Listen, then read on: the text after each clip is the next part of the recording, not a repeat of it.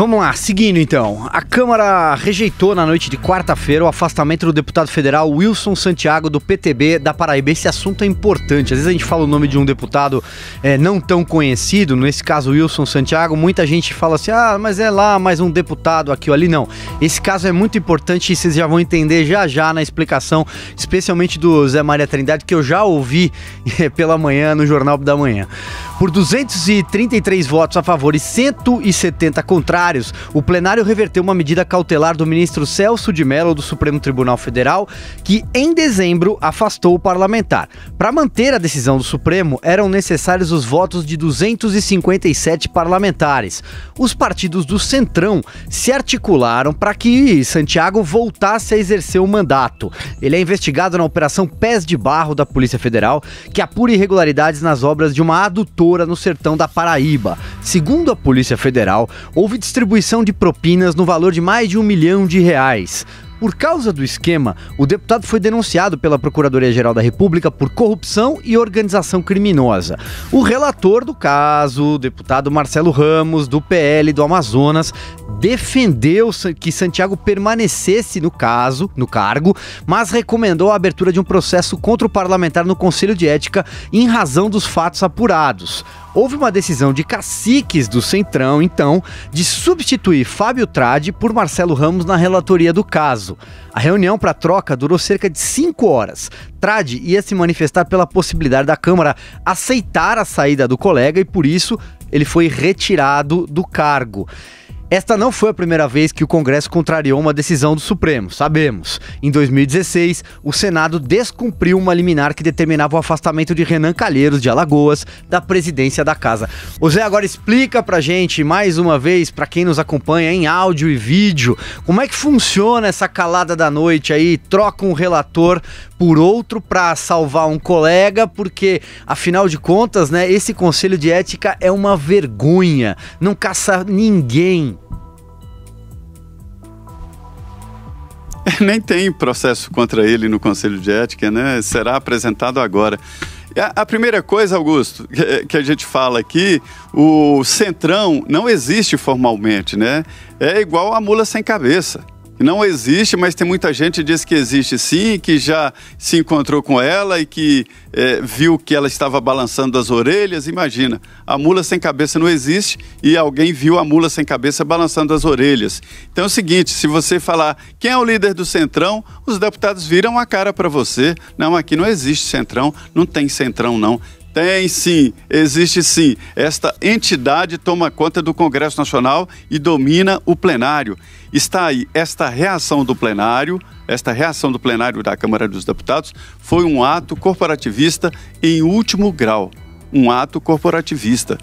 A ética da malandragem está dominando o Congresso Nacional. Pode roubar, pode fazer corrupção, torturar. Por que eu estou dizendo isso? 50 dos 513 deputados estão sendo processados. 5 deles já são réus.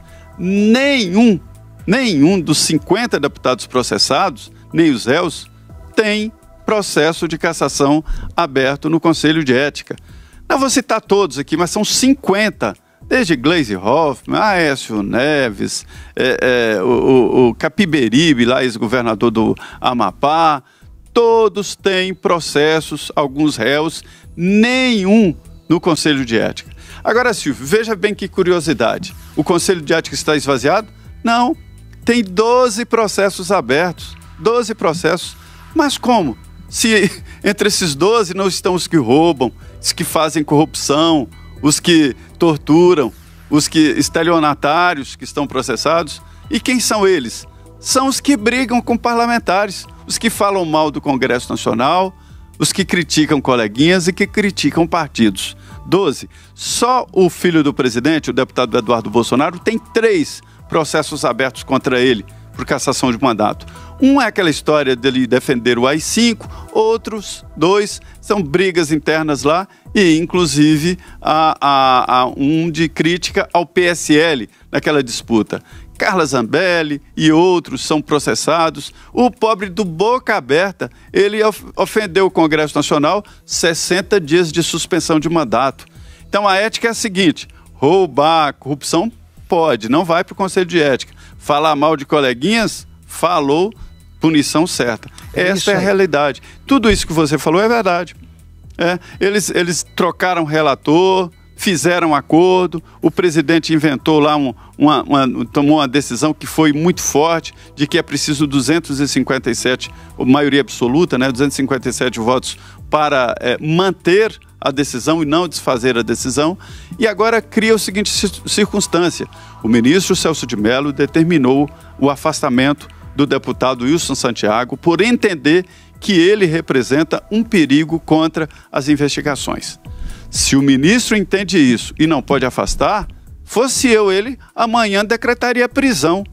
Aí sim, a Câmara ia entender e talvez se reunir para tirar da prisão o próprio deputado. Isso foi tão vergonhoso que hoje o presidente da Câmara falou que vai mandar ao Conselho de Ética a abertura do processo contra o Wilson Santiago. Eu queria esperar a manifestação dele, porque ele é um chefe de um poder, como é que ele vai tolerar o descumprimento de uma decisão do Supremo? Como a gente diz, a decisão do Supremo se discute sim, mas é para ser cumprida. Antes tinha aquela frase que o Ulisses repetia: a decisão do Supremo não se discute, cumpre. Não, é para discutir, mas é claro que tem que cumprir. E mais, como disse o Zé, é uma reação corporativista sempre liderada pelo Centrão e que mostra que os deputados são contra qualquer tipo de medida contra a corrupção. Como eu costumo chamar, isso é corporativismo pilantra. É isso aí.